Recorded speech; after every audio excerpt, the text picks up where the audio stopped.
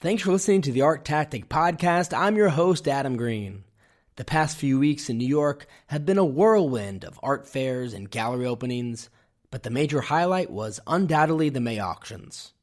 With uncertainty looming over the season, these sales were set to be a crucial test for the art market in a very public way. So how did they fare?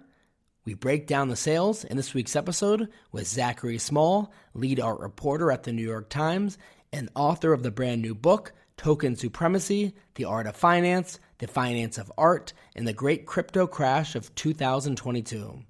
You can get the book now on Amazon or wherever you buy books. Hope you enjoyed the episode. Thanks so much for listening.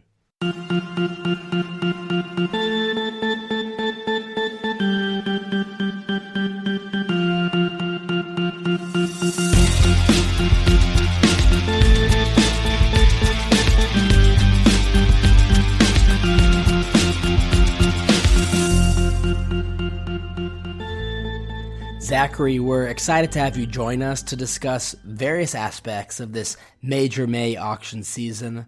Before we dive into the artworks up for sale, let's start with a topic that was heavily discussed, the Christie's hack that occurred just before the sales. You covered this extensively for the New York Times. Looking back, what do we know about the incident, the timeline of events, and whether it had an impact on the auction house's sales? Thanks for that question, and it's a good one. So what happened with the hack is on about Thursday evening, people started noticing that the Christie's website was down. This was the Thursday before the major sales started, and it's at a critical moment where everyone's sort of rushing to look at the online data on the artworks last minute, talk to their collectors, and really finalize what they wanted to bid on or what they wanted to establish a guarantee for. You know, it's sort of the rush of business at the last second that usually happens. But because the website was down, nobody could do that. And internally at Christie's, there was panic because the sale was coming up and because suddenly nobody had access to the website. So through our reporting and through speaking to employees at the auction house, and of course, as well, the official spokespeople at Christie's, we were able to report out that there had been a cyber attack on the auction house. The website was down as a result of that. But beyond sort of that level, there's very little that we know for certain. A lot of the details of what exactly happened in the hack, and certainly almost every cyber security specialist that we spoke to said that because the website was down for nearly 10 days, the most likely thing that happened was a ransomware attack where someone had taken over the Christie's server and was holding it ransom, saying, you have to pay us X amount of money in order to get it back. They might have privileged data and client information. We don't really know the full scope of what they accessed yet. But eventually, something about that should come out because by law, both in New York State and according to European Union regulations, when a company does have a data breach, they have to eventually reach out to clients and tell them what happened. But until that point, there's still a lot of speculation in the air. And certainly part of that is what exactly happened to the major sales, right? What can we say was the relationship between the hack and the revenue that Christie's earned on the major sales last week? So the consensus in the art market seems to be that the overall market has softened to some extent. And I think this appeared to be evident in various ways this auction season. At the very high end of the market, it didn't seem like there was as much activity as in previous years. Is that accurate? And if so, do we understand the mindset of prospective sellers and why they might have chosen to opt out of this auction season?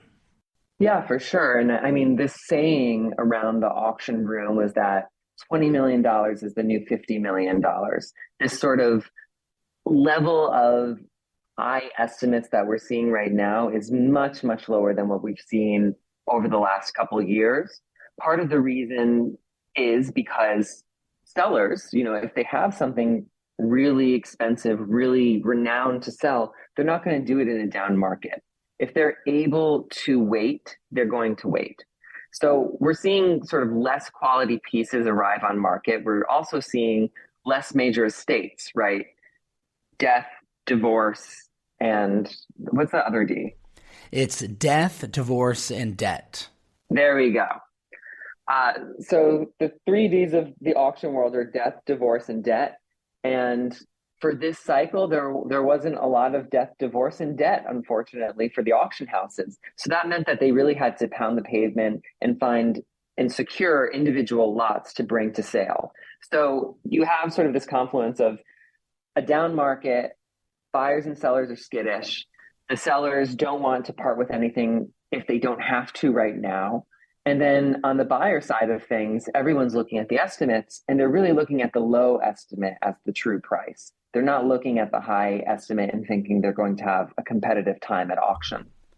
And at the other end of the market, many younger artists have achieved incredible prices at auction the last few years.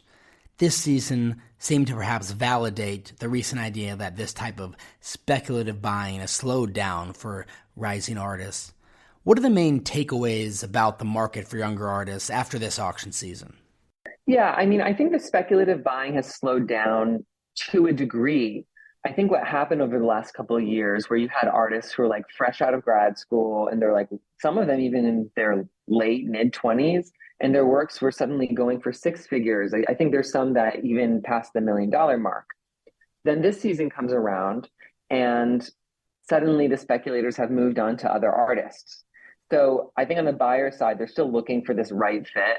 I think there's a couple of reasons for that as well. One of which is the inventory for modern masters, these blue chip artists that have come to define the market today, is really dwindling.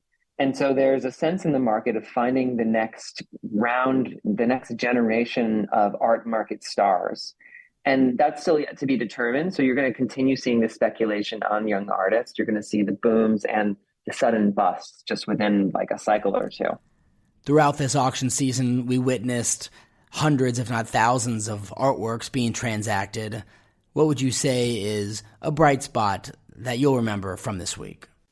Yeah, I mean, one of the brightest spots, of course, was Leonora Carrington, the surrealist female painter who, for much of her career and even after death, was largely ignored, certainly by the art market. But suddenly, and maybe you could attribute this in part to the Venice Biennale, the last edition, where there was a focus on female surrealists, there is a turn to her work in the market. Her work, Les Distractions de Dagobert, which I probably horribly pronounced right there, sold for $28.5 million, which was more than 8 times her previous benchmark set in 2022. So certainly, I think everyone pretty much agreed this was a very high quality work. It's coming to market. There is clear demand. There is a clear precedent in the museum and Biennale world for her work. And you saw bidders chomping at the bit to get it. Yeah, that was indeed a remarkable result. So overall, what would you say is the mood of market participants as they exit this auction season, especially with Art Basel just a few weeks away and the summer break in August approaching? It's a great question. And to be honest, especially when you're talking to buyers, coming out of the auction room, it's a real kaleidoscope of feelings. I think for the most part, being in that room, people felt very positive. There was sort of a sense of, more depth in the bidding. There was more energy in the room than I've certainly witnessed over the last 2 years when there's been more, online bidding, for example. But then when you start looking at the numbers, you clearly see that buyers are very skittish. You saw the, Bryce Martin painting that was supposed to be key to one of the Christie sales. It was a $50 million high estimate. You saw it get taken out of the sale last minute. So the seller is probably a little bit nervous. They're only going to withdraw really if they think that nobody's going to bid on it. And then on the buyer side, again, like people just don't want to spend money the way that they have in previous years. And what you hear from a lot of buyers, from sellers, from the auction houses, and from the galleries is that there is a mismatch between the prices on the secondary market and the prices on the primary market. What exactly that mismatch is depends on who you talk to. The galleries will say the auctions are sort of like blowing up their spot, that the prices at auction have sort of either killed their artists or gone too high, that collectors get priced out. But then the auction houses will say that the primary market prices are just ridiculous, that they're far too high. And, I think that was part of the unfortunate narrative around Jeffrey Gibson's work that came up to auction, both at Sotheby's and Phillips, where it, really failed to garner much interest, at Sycamore Jenkins and at the galleries that sell Jeffrey Gibson's work. They were selling his punching bags for $450,000 a pop. At auction, some of the work couldn't go for even its low estimate, which was closer to, I think, around 150,000. So there's still like this sense of right pricing that needs to happen in the market. And I think that when you go to Art Basel in Switzerland, you're going to see sort of a need for those galleries on the floor to be thinking about, what's their comparative advantage to the auctions and how will they price in the future? Yeah, I think you hit the nail on the head there. There's this pricing conversation that's definitely happening at the moment. It isn't applicable to all artists, but it is for many, where coming out of COVID, there was so much demand and liquidity in the marketplace that it felt like nearly every gallery show was sold out. And as a result, galleries have, for the most part, aggressively raised pricing on the primary market to the point where it's more expensive than the auction market.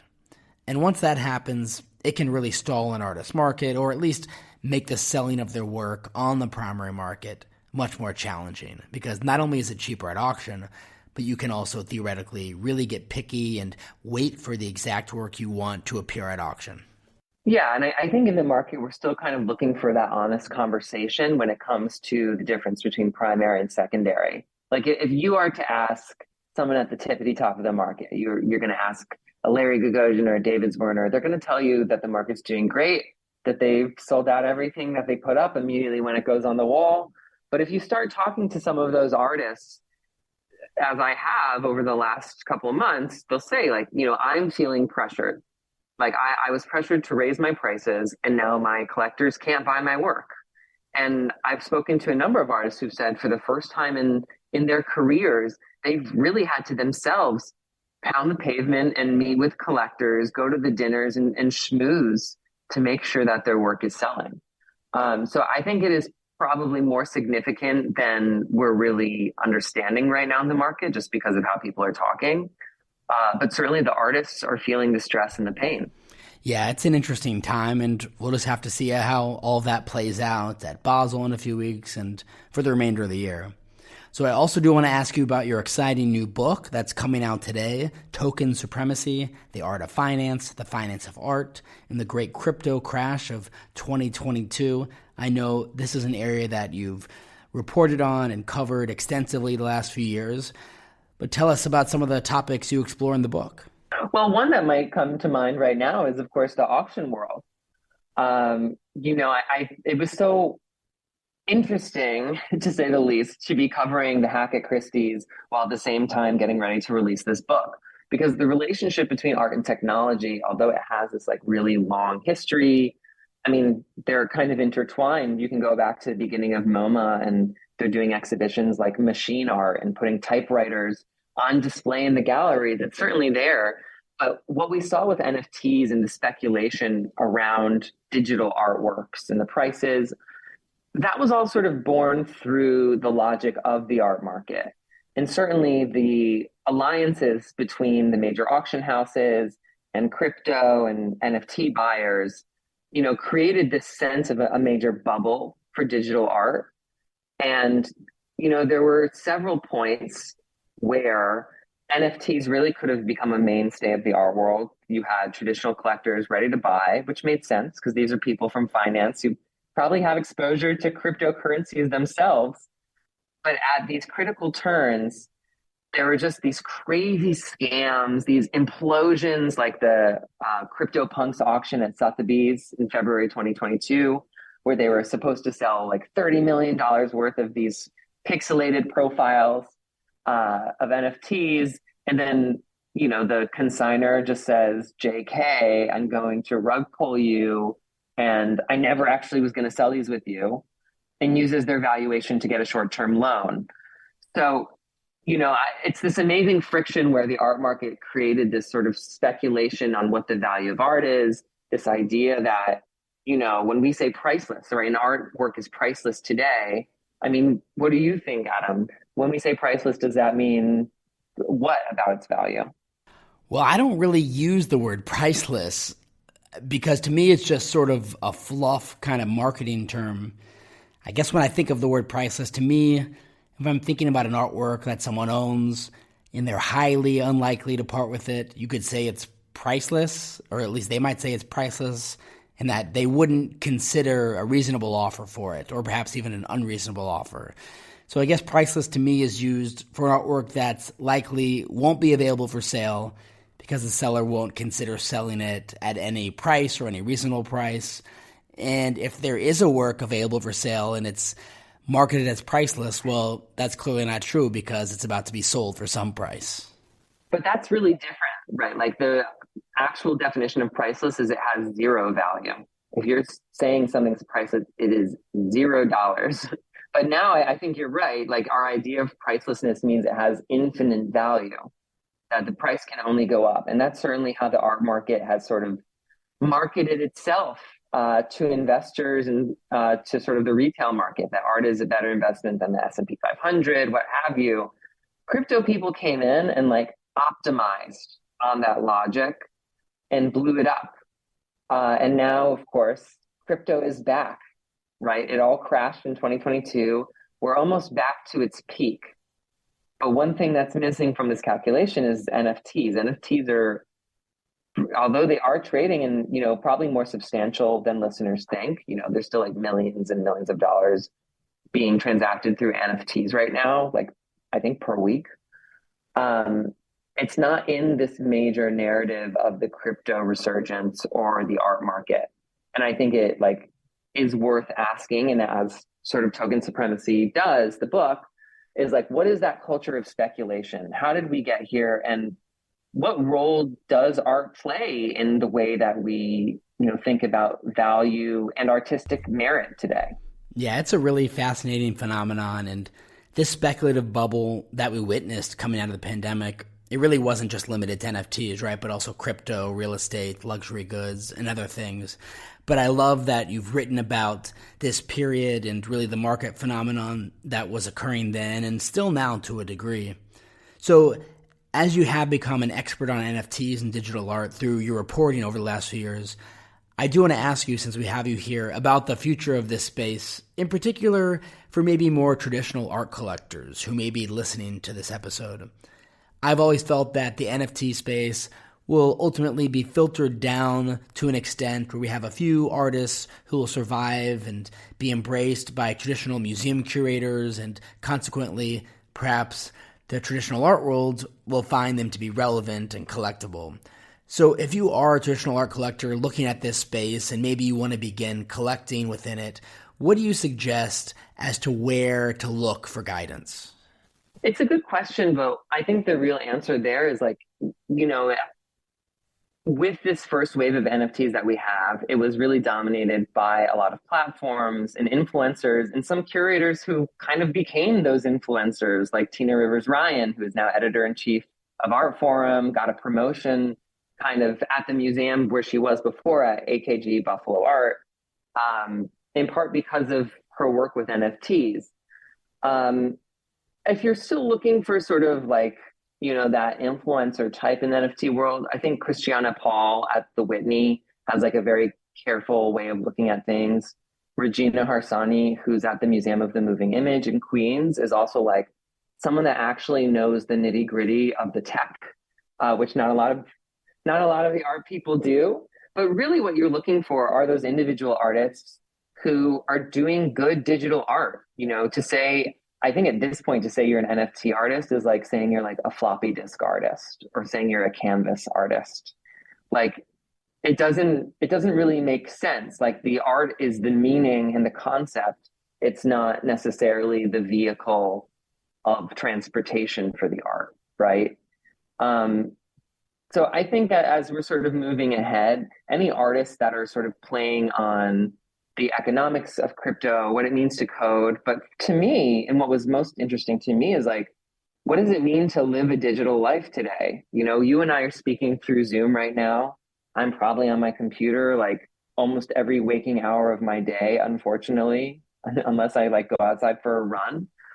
And then I'm listening to my headphones, which are plugged into Spotify, which is online. Um, you know, that's when I'm looking for artists. And sometimes I get kind of freaked out in the traditional art world where I'm like, we've had the internet for how long? For like over almost 25 years. And we don't really have a substantial market and a substantial interest in artists looking at the digital world. I think that's a huge oversight. Zachary, thanks so much again for helping us recap an eventful auction season. And we definitely recommend our listeners check out your brand new book, Token Supremacy, The Art of Finance, The Finance of Art, and the Great Crypto Crash of 2022. You can buy it now wherever you get books. Thanks so much again. Yeah, my pleasure. Thanks.